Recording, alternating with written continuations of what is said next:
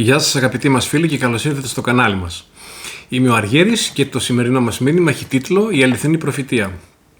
Πριν μπω στο θέμα, θα ήθελα να υπενθυμίσω ότι στο κανάλι μας εδώ στο YouTube έχουμε κάνει μια σειρά μαθημάτων πάνω στα πνευματικά χαρίσματα και στην πενταπλή διακονία. Είναι βίντεο που είναι καλό να τα δείτε και τις πληροφορίες και τους συνδέσμους για τα βίντεο αυτά θα τα βρείτε ακριβώς κάτω από αυτό το βίντεο στην περιγραφή. Και για να μπούμε στο θέμα μας, να συνεχίσουμε, ο λόγος που διάλεξα το θέμα αυτό για την αληθινή προφητεία, τι είναι δηλαδή η αληθινή προφητεία, είναι βασικά για δύο λόγους.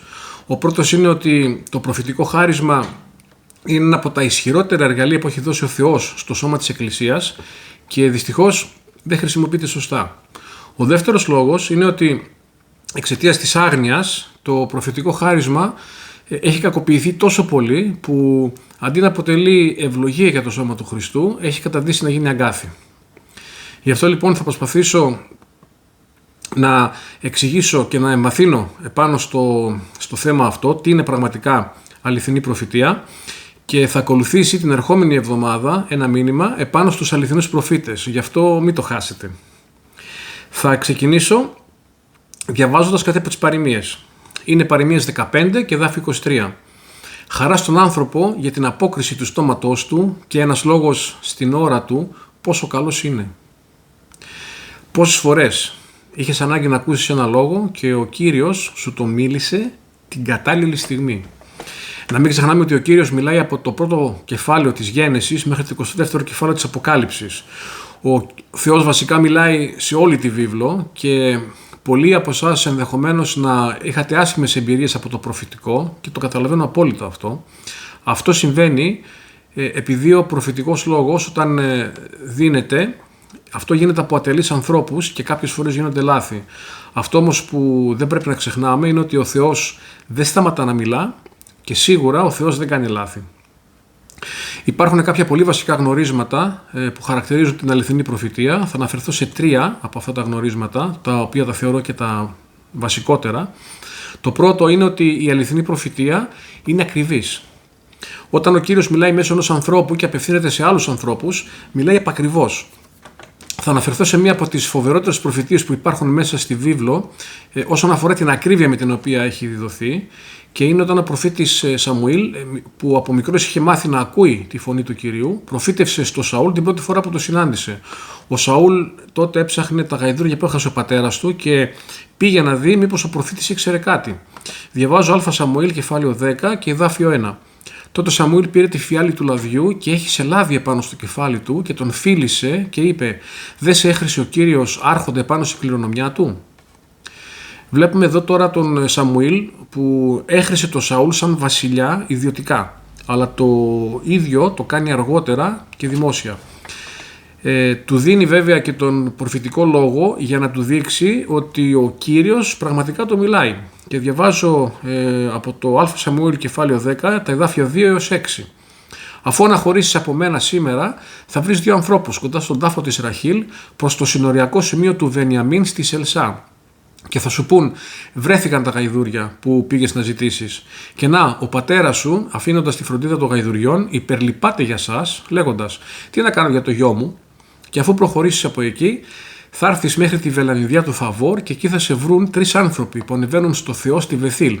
Ο ένας φέρνοντας 3 κατσίκια, και ο άλλος φέρνοντας 3 ψωμιά, και ο άλλος φέρνοντας ένα ασκί κρασί.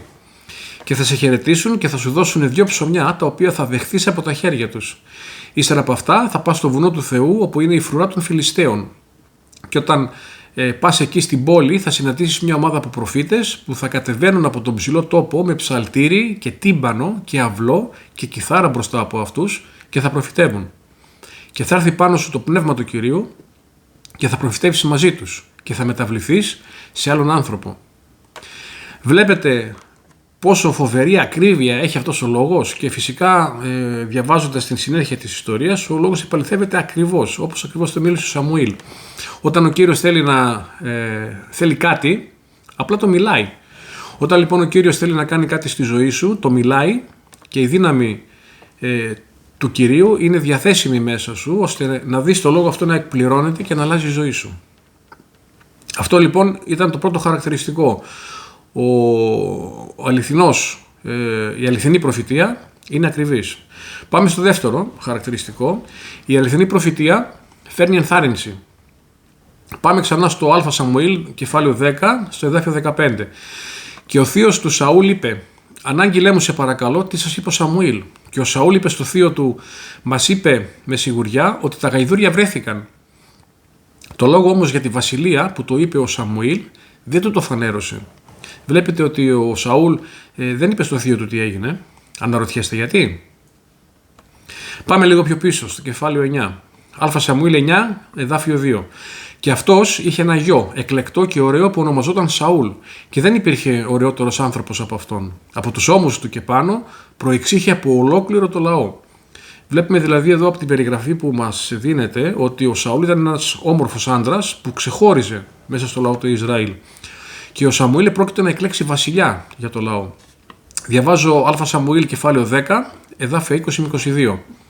Και όταν ο Σαμουήλ έκανε να πλησιάσουν όλες οι φυλές του Ισραήλ, πιάστηκε η φυλή του Βενιαμίν. Και αφού έκανε τη φυλή του Βενιαμίν να πλησιάσει σύμφωνα με τις οικογένειές τους, πιάστηκε η οικογένεια του Ματρί και πιάστηκε ο Σαούλ, ο γιος του Κις. Και τον αναζήτησαν και δεν βρέθηκε. Γι' αυτό ζήτησαν επιπλέον από τον Κύριο αν ο άνθρωπος έρχεται ακόμα προς τα εκεί. Και ο Κύριος είπε: «Δέστε, αυτός είναι κρυμμένος ανάμεσα στην αποσκευή». Βλέπετε ότι δεν μπορείς να κρυφτείς από το Θεό. Και να λοιπόν γιατί ο Σαούλ έλαβε ένα τόσο ακριβή λόγο από το Σαμουήλ. Κρυβόταν, ήταν ανασφαλής. Το ίδιο συμβαίνει και με πολλούς από εμάς. Πόσες φορές έχουμε βρεθεί σε αυτή τη θέση και έχουμε αναρωτηθεί: μπορεί πραγματικά ο Θεός να με χρησιμοποιήσει? Μπορώ να κάνω κάτι σημαντικό για τη Βασιλεία του Θεού?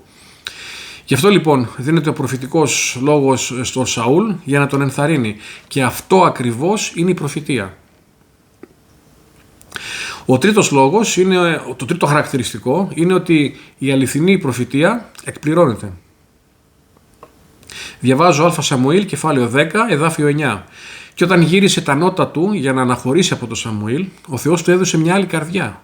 Και όλα εκείνα τα σημάδια συνέβησαν εκείνη την ημέρα. Βλέπετε τι λέει, ότι όλα τα σημάδια συνέβησαν εκείνη την ημέρα. Κάποιοι ίσως πιστεύετε ότι ο Σαούλ δεν είχε καλή κατάληξη, όπως μας περιγράφει η βίβλος στη συνέχεια, και το καταλαβαίνω, αλλά για πολλά χρόνια όμως ο Σαούλ ήταν ένας καλός βασιλιάς. Γι' αυτό λοιπόν μην επιτρέπεις μια αποτυχία να σε κάνει να απορρίψεις εντελώς έναν άνθρωπο. Και είμαι σίγουρος ότι είναι κάτι που ούτε εσύ, ούτε σε εσένα θα ήθελες να συμβεί. Δείτε ένα άλλο εδάφιο από τον Ιησού τον Ναβί. Δεν ματαιώθηκε ούτε ένα από όλα τα αγαθά λόγια που ο Κύριος μίλησε στον οίκο Ισραήλ. Όλα πραγματοποιήθηκαν. Είναι Ιησούς του Ναβί, κεφάλαιο 21 και εδάφιο 45. Βλέπετε τι λέει? Όλα πραγματοποιήθηκαν. Αυτό που ο Κύριος μιλάει, πραγματοποιείται. Αμήν. Λοιπόν, αυτά είναι τα τρία χαρακτηριστικά της αληθινής προφητείας. Είπαμε είναι ότι η αληθινή προφητεία είναι ακριβής, η αληθινή προφητεία φέρνει ενθάρρυνση και η αληθινή προφητεία εκπληρώνεται. Ελπίζω το μήνυμα αυτό να ξεκαθάρισε μέσα σου την έννοια, το ρόλο και το χαρακτήρα της αληθινής προφητείας. Στο επόμενο μήνυμα, όπως είπα και στην αρχή, θα μιλήσω για τους αληθινούς προφήτες την ερχόμενη εβδομάδα, γι' αυτό μην το χάσετε. Σας ευχαριστώ που ήσασταν μαζί μου σε αυτό το βίντεο. Αν δεν έχετε κάνει εγγραφή στο κανάλι μας, παρακαλώ κάντε εγγραφή. Αν σας άρεσε το βίντεο αυτό, κάντε ένα like και επίσης μοιραστείτε το, κοινοποιήστε το με ανθρώπους που έχουν ανάγκη να ακούσουν ένα τέτοιο μήνυμα. Επίσης μπορείτε να πατήσετε το καμπανάκι των ειδοποιήσεων, ώστε όταν ανεβάζουμε ένα βίντεο να σας έρχεται ειδοποίηση για να το παρακολουθήσετε. Μεγάλη μας χαρά είναι να συμμετέχετε και στα σχόλια, με τα δικά σας σχόλια και επίσης και απορίες που τυχόν έχετε, και θα προσπαθήσουμε να απαντήσουμε όσο το δυνατόν γίνεται.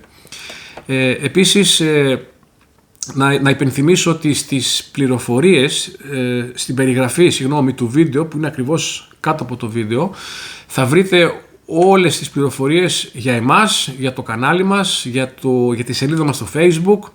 Επίσης θα βρείτε πληροφορίες για το blog μας, όπου ανεβάζουμε μελέτες και άρθρα επάνω στο Λόγο του Θεού, και θα χαρούμε πολύ να ακούσουμε τη δική σας γνώμη, τα δικά σας σχόλια. Να σας ευχαριστήσω και πάλι που ήσασταν μαζί μου και θα ανανεώσουμε το ραντεβού μας για το επόμενο βίντεο. Να είστε όλοι καλά και να έχετε μια ευλογημένη μέρα. Γεια σας.